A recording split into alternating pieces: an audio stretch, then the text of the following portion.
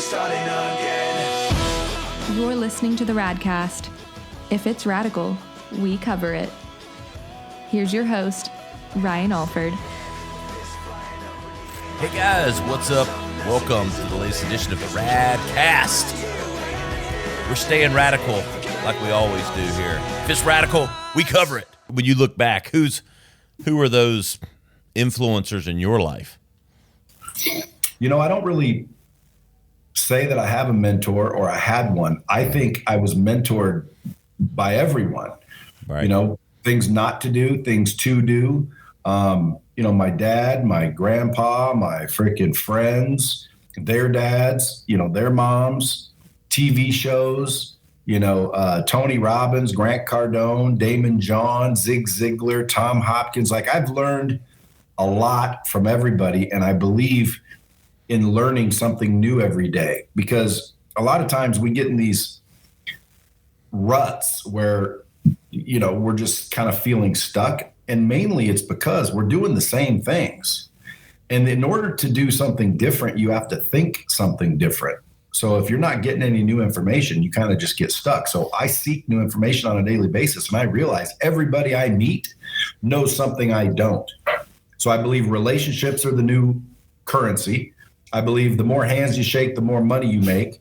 And I'm not concerned if someone doesn't necessarily like who I am, because I like who I am.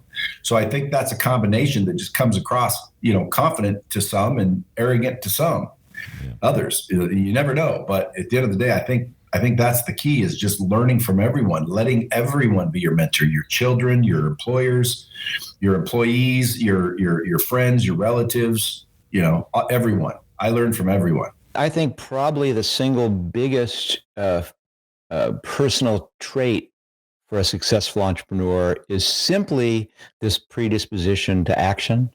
You know, they do more and they think less. They immediately, when they have an idea, they're not all of a sudden spinning off into this fantasy land of, oh, how amazing this idea will be. Just imagine what will happen when.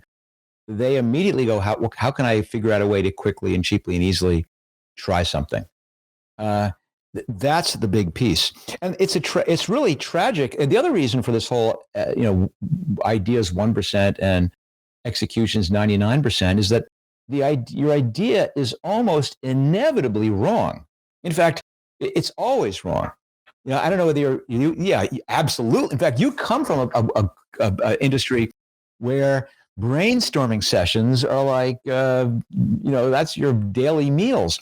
And for those of you who don't, if you're in these brainstorming sessions, and there's always the moderator up there and goes, okay, some ground rules, folks. Number one, there's no such thing as a bad idea. And I call bullshit on that. There are tons of bad ideas. In fact, the rules of a brainstorming session, these are all bad ideas, because they are. All ideas are bad. And your job is not to come up with a good idea. Your idea is to figure out why your idea is bad, because that's the process. That's what entrepreneurs do. They start with an idea and don't say, this is what it's going to be. Again, there's no epiphany moment, but they start and they realize, by colliding it with real people, with a real market, with real problems, what the flaw was. And they go, oh, that gives me an idea to try this and try this. And so the reason, listen, you got me going here. I like it. So, I love it. Yeah. So I've heard every single possible reason there is for people having an idea and then not wanting to start. And one of the most tragic ones that I hear is, I don't want to tell anyone my idea because I don't want someone to steal my idea. And the reason that is so tragic, besides the obvious, which is no one's going to steal your idea, but by the very act of you not being willing to make your idea public, you're protecting the 1%. And you're then not enabling yourself to do the 99%, which is figure out why your idea is a bad one. You're protecting something which is a bad idea. You've got to get out and figure it out. It's the execution. It's the doing. It's the doing. It's the doing. I had been a writer, obviously, for many years, but while at Sports Illustrated, they actually had a speakers bureau, right? Where if you were an advertiser who spent a certain amount of money with the magazine, and you were hosting an event, like let's say you're Caterpillar and you're deciding to host your largest sales representatives at the Masters, you could actually get Sports Illustrated to send over a writer for, let's say, a dinner that you're having to share a few stories, maybe kind of answer some questions. Most of the other writers hated it, right? They didn't want to do it. They didn't find it intriguing. I loved it. I loved the idea of learning because I did all the prep work, right? I went to understand, what does it mean to be successful at Caterpillar? How does success there in their business differ from success in the NBA, where I was writing a story at the time, or whatever it might be? I wanted to try to compare what they were doing to what I already knew, so that I could tell them stories that would really matter to them. And I got excited by that opportunity. And so ultimately, door opens. Sports Illustrated is offering early retirement opportunities for people because the economy was changing. And I said, I'm going to go try speaking. I'd done these events for Sports Illustrated, but I had never tried to sell myself as a speaker. But I went out and hired coaches. I went out and I explored who would I be competing against. I went to events to watch my potential competition to see what they would look like. I did everything you would want to do if you were an athlete trying to get better, right? Yeah. I watched game film of myself after a speech to see if what I was doing well and what I wasn't. And lo and behold, a decade later, I'm doing 80 speeches a year all over the world for companies, as large as Microsoft and Oracle and the Cisco Systems, all the big companies. And I learned how to do it, even though it hadn't been on my idea. I'd never set out to be a speaker. It just happened to be something I found that I enjoyed. But I hired coaches. Like I don't think much of what we do in life is completely natural. I think we have to go find people who can shorten our learning cycle. And that's what I went to do. What do you lean on from a marketing perspective? I mean, is it just getting out there, PR, like keeping your name fresh? See, I honestly, that's why I said yes to this podcast, because, besides it being credible, right? I'm going to start hitting everything that people ask me. I'm just going to start doing now, because I didn't do that. And I feel like I don't get out there enough and I don't push the brand enough. I've been just on the, let it come to me type business model. Yep. And it's like, I think I've peaked at that. Like I have my customers and it's like, I need to grow now. As you've grown in your career and your business journey and your multiple business journeys, you just talked about a few tactics and things, but what's been your relationship with marketing or experience with marketing and branding, and kind of your perspective, maybe both in how you coach it or talk about it, and just kind of your overall perspective on it? Well, I think everyone needs to spend more money on marketing and branding. I think most people don't understand it. I know in business, I'm accustomed to spending, large six figures, if not seven figures a month in marketing. I've always understood the more money I put in, the more money I get out. So it's kind of a cool dynamic. It's ROI. I think, back in the day when I was in my young 20s, our real estate business was suffering because I was still taking the money out of the company and playing with it. But I remember I fired an accountant because she's like, we have to cut this, eliminate this line item. And I'm like, what line item? It's like marketing. I was like, you're fired. Like out at one, like that's the only thing that's keeping us afloat, but they see it through numbers. They don't understand marketing like we do. But here's the thing is I always say, especially about branding, because marketing, direct to consumer marketing is a little bit different than branding, as you know, right? Because branding is a little bit longer term play, but direct to consumer is like, I'm just looking for a ROAS return, as fast as possible. But when we're branding, let's say in 5 years from now, do you think you'll make more money if you have 10x the amount of people following you, or 100x or 1,000,000x more, or if you just stay where you're at today? The answer is pretty simple. So you got to get to work. Yep. So I'm very conscious of that. I mean, I have 3 people on my team. All they're doing is working on content distribution, repackaging. I have a documentary coming out. I mean, I'm trying to hit people at all angles, so, and I know you understand all that, but you as a listener, you got to understand, like, if you're not investing in I just did a recent case study to my group, actually asking them, how much are you investing in marketing? And unfortunately, the majority are saying $0 to $1,000. Well, I'm talking hundreds of people saying this.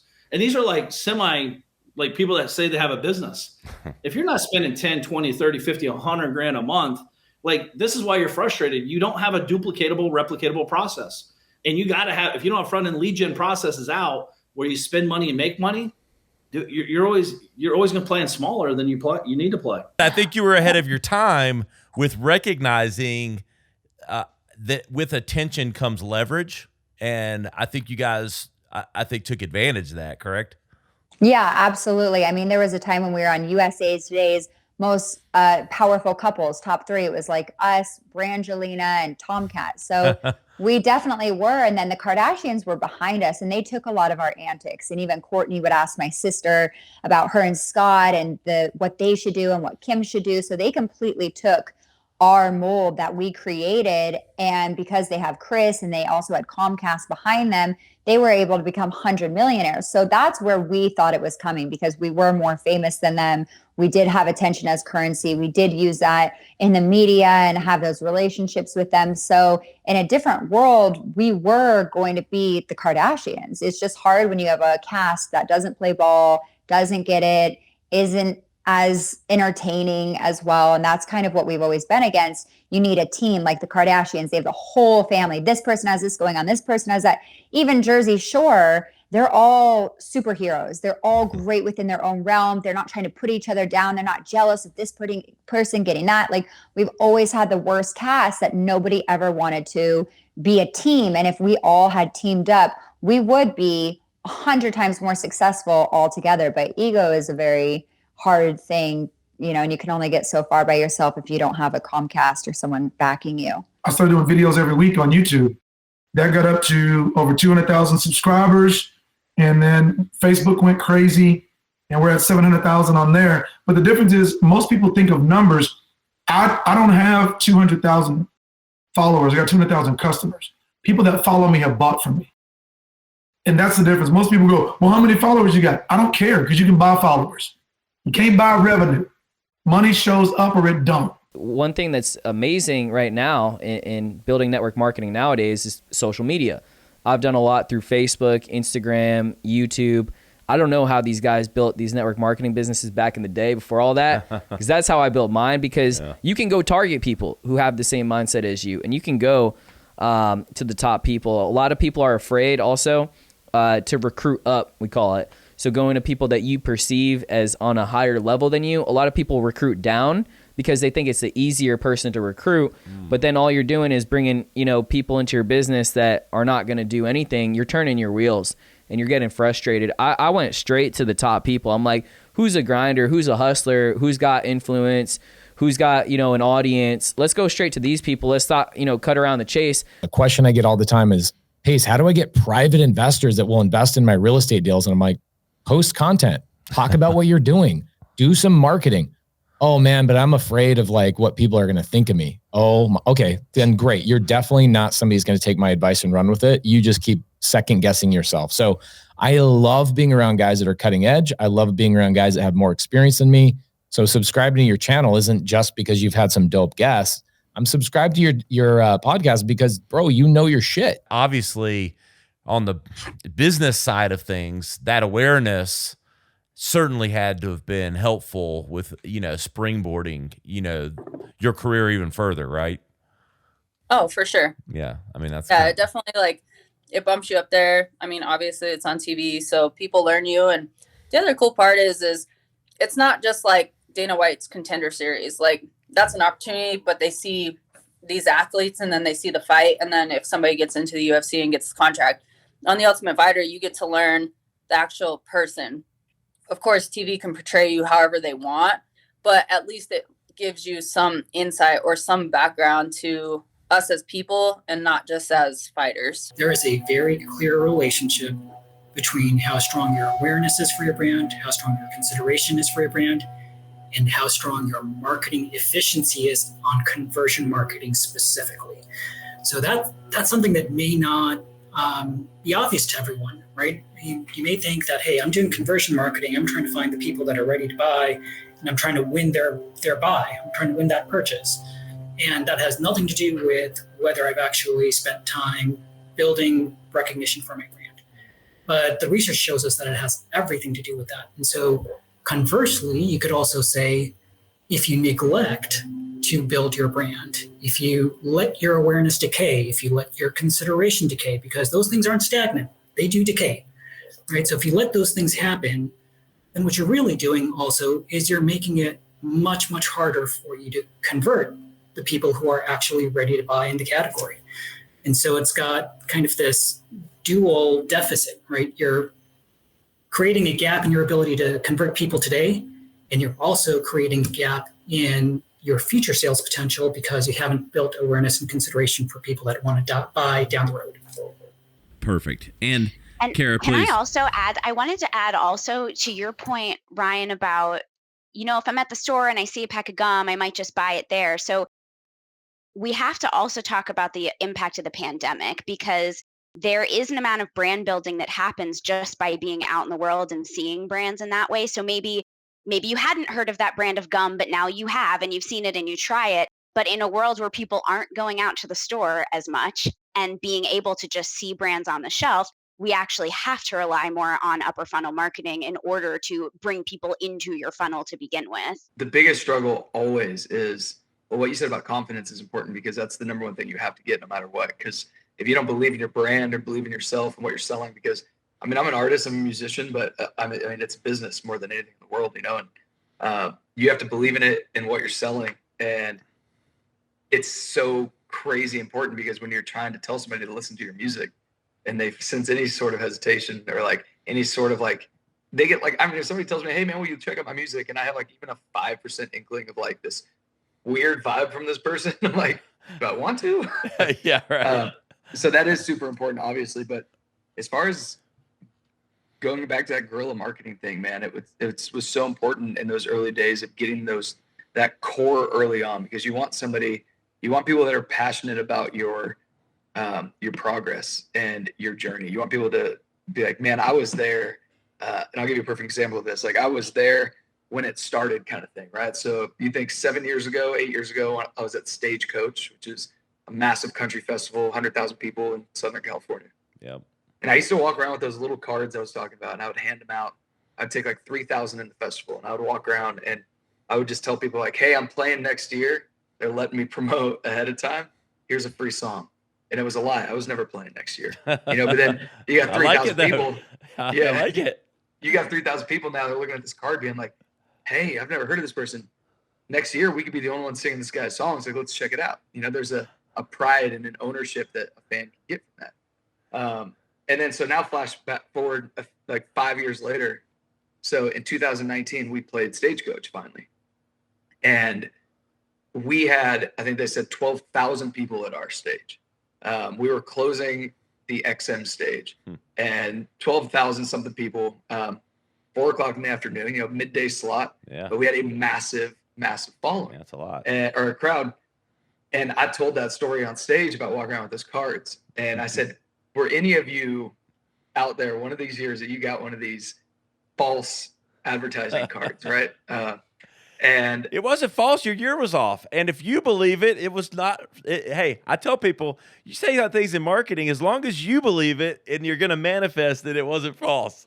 Yeah. And it never wasn't true that I wasn't playing next year. There wasn't even a lineup yet, so in my mind, I was going to play next year. Exactly. Because none of us knew yet, and so. How many people raise their hands? Did some people raise their hand? Dude, not only did they raise their hand, but so many people lifted that card up in the air. No shit. What's your appreciation level of marketing and the role of it in kind of what you're doing?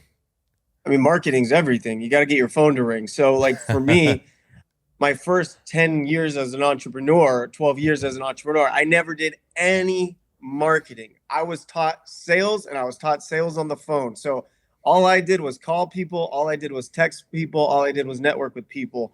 And then as the short sales and those things started to dry up, I realized, well, hey, I'm building a brand now. I should try this marketing thing. So in 2013, 13 is when I got into marketing. And today we're doing heavy marketing, hundreds of thousands of dollars a month. We have TV commercials running throughout Southern California. We have heavy digital marketing campaigns running. We have print mailers going. We have driving for dollars. We have cold calling campaigns. We have texting campaigns. We have email campaigns.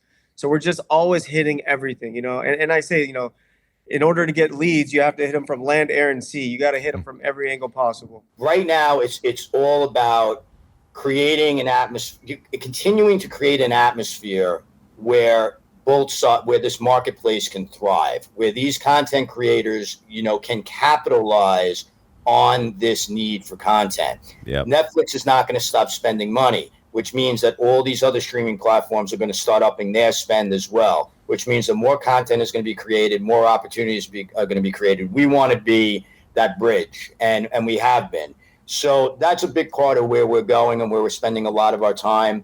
We are certainly upping as well, you know, the education aspect of it, the demands for that, because, you know, it's affordable education. Again, why would you go to film school and put yourself in tremendous debt for years and years and years when you can learn, you know, the same skills from people that are doing it right now and then have access to those people? For me, it was one of those things. I just kind of felt like I was trying to create myself, like craft myself into something that I really wasn't. Like, I even visually changed what I look like. Like, you see what I look like, I have brown hair, but I like dyed my hair blonde, you know, and I was trying to look like, you know, an American country Southern girl. And like, if you look at my bone structure, I look very Russian.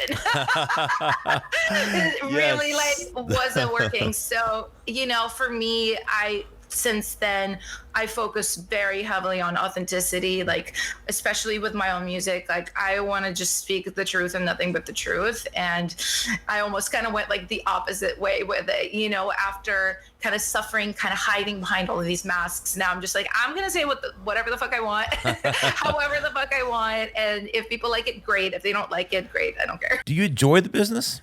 I mean, is it, is cutthroat as ever, or has it gotten better? Is it like, do people play nice? I mean, it's definitely like, you know, as politically speaking, it's definitely the same. You know, I don't necessarily enjoy that aspect of it, just because I feel like, you know, music business is such a oxymoron. You know, it's just so, it's like there's such a creative aspect, and obviously there has to be a business aspect, but that part can be, it's not always hard, but it can be hard and challenging, just because, you know, you make this baby in such a pure way, and then you see it go out in the world and there's all these, like, you know, potentially corrupt things around it. So it's hard in that sense. But, you know, I mean, it's also, it can be fun because it can be a game, you know, like playing the and things like that. I know you have the 10X platform. I know you got 7 of these and 5 of these and 4 of those, but like, have you boiled it down, like, for both yourself and maybe others, like what that success formula truly is? Yeah, well, you know, I did some of that on Undercover Billionaire, right? Well, one is show up, say yes to it. You got to show up. Like, if you don't show up, you can't get lucky. You can't get lucky. Nothing good happens. Nobody's going to come to your home, your sofa, your bedroom and give you anything. It's just not going to happen. Like, you have to show up. And then once you show up, you got to show up, right? Like, you got to be available for whatever you're doing, even if you don't want to do it. So I do stuff every day. I show up for stuff every day. I'm like, fuck, I don't want to do this. But I show up and then I act like I want to do it, right? So you got to show up, and then you got to be willing to change your mind about it, because something super cool might come out of the deal. So number one, you got to show up. Number two, and while you're showing up, you got to drop your bad attitude. Like, if you're negative, bad attitude, stuff's going wrong, you lost your mom, you got COVID, whatever the hell happened, bro, nobody needs to know about that. You got to show up and be 100%. Number two, I would tell everybody, like, I'm always looking for a 10X target. Always. I wake up every day, never satisfied where I'm at, because I'm always looking for the 10X. I'm looking for, I got 4,000 or 12,000 units. I'm going to get 120,000. 120,000 units, bro. I'll be like, I could run for president of the United States. Like, I'd be a major player on planet Earth if I could get there. I don't know if I can get there. Today, I probably doubt that I can get there. I mean, to be honest with you, I don't think I can do it. I don't know that I have enough time. I don't have enough money. But it's cool to think about it. And that's what I did on Undercover Billionaire. They said, could you build $1 million business in 90 days? I said, no, but I could build a $10 million business in 90 days. She's like, what? Are you fucking with me? I'm like, kind of, a little bit. But look, I want to go for 10 million, not 1 million. And I ended up coming up short. I did 5.5 million plus $1.7 million worth of real estate. We hit $7 million in 88 days. And I could have probably left at 70. So number two is you got to think big every day. I got to be thinking about not how to get one deal. How do I get 10? Not how do I get 10 people? How do I get 100? Like whatever it is, just 10x to think. It's ridiculous anyway. And then the third thing is give back, man. Once you start hitting or not hitting, no matter what's going on, man, find somebody you can help today. Like that keeps fuel in my tank. And if I'm winning, I'm going to share it with somebody. Hey man, I tried this little trick, this little thing. I did this little thing and it worked. And if I'm failing that day and I'm down and out, I'm like, let me go see if I can help somebody get up. So those three things have always been there for me. To ask you though, you're a damn fighter. Like where does that come from though? I've heard that you've told 3 or 4 different stories, but out of every single one of them, it's a theme coming through. And I always ask people like, because not everyone is that way, especially in today's society, it seems like everyone kind of goes the other way. Where did that come from? I'm Italian, number one. Okay. All right. Starts there. You know what? I don't know where that really comes from. It's just, I know that it's always served me well, but my girls call this side of me Ristina Panari. That's their like evil twin. Yeah. It's like whenever somebody, backs me up or if I have to do something, they'll go, Mom, Ristina Panari came out today and I had to assert myself in order to get what it was that I needed. And they said, it works. They used to get frightened every time they saw Ristina come out and they would leave. But I think it's just a survival mode that I've always had because I enjoy everything I do. And like if you'd ask me like now, if you could go back and change one thing, would you change it? And I would say no, absolutely not. I don't sense that in you. That's why I wasn't even going to ask that. I don't. I sense. I ask myself that. Yeah, I know, but I don't know. I don't sense that you change anything. But because I feel like you've learned. Yes. And you've rebounded. Like if you were someone that dwelled, which I don't sense in you, like I might ask that, but I could tell you don't dwell. You're a problem solver. You're a fixer, a fighter, whatever it is. I don't know. I don't even know you, but that's what I sense in you. Well, I think it's important. What I've learned in life, very young, and I believe that failure or what you perceive as failure to be is opportunity disguised as deep disappointment. What's been your biggest struggle running businesses and, like where have you feel like you've grown the most? I mean, kind of a two-part message there. Okay. So first of all, my biggest struggle in life ever was being a teenage mom. My son is now a 22 Army veteran and, everybody thought I wasn't going to make it. They're like, how are you going to do this? But I was an 18-year-old single mom and I pulled it off. I can't believe it. I moved down to LA with my son, just he and we didn't know anybody. And I pulled it off. I can't believe I made it happen. But that was by far the biggest struggle.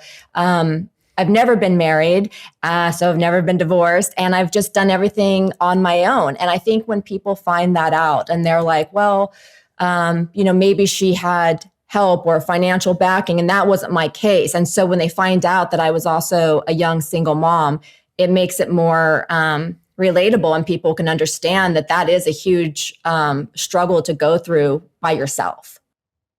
There is a UFC lifestyle and fans live a UFC lifestyle, whether they're, wearing the merch and all that, but it's the fan. I got to look at the fans to answer that question because the reason we are where we are is because of the fans, aside from all the work and the great mastery of Maverick marketing and management that Dana White and his team do. But the fans have kept us alive, and it's just gotten bigger and bigger and bigger. And it's aside from the younger demographic of the 18 to 34, we have the widest demographic, I think, of most sports, whether it's female or male. You know, I can just say again, it's like a lifestyle for these people. They have their first show. They want to see the next one. They want to see the progression. Granted, there's a lot more shows now. It's hard to keep track of all the fighters, but they're so interested in what they have for breakfast, what they do in their private lives. Once you can lock people in like that, then you've got a successful audience that's going to be a dedicated audience. They'll be consistently watching you forever. Not just as happens in boxing now, which I love and I grew up in and have participated in. The bottom line is that the younger demographic is dying off in boxing. Yes. The Logan and Jake Paul fights are bringing him back in, but are they consistently going to watch other boxers, or are they just going to wait for their influencers? You know, but at least young eyeballs are coming into the sport. The UFC is just capturing and holding people. Yeah, definitely. Yeah. And let's face it, in COVID, we were the first sport to come back. Yes, you were. And it's really blown up as a result, you know? I mean, I see your stuff, and I know you do things and events here or there, but I mean, are you in the kitchen every day? No. I mean, I'm not in a professional restaurant kitchen every day executing a service. You know, I made a big pivot in my life, let's say 6 years ago.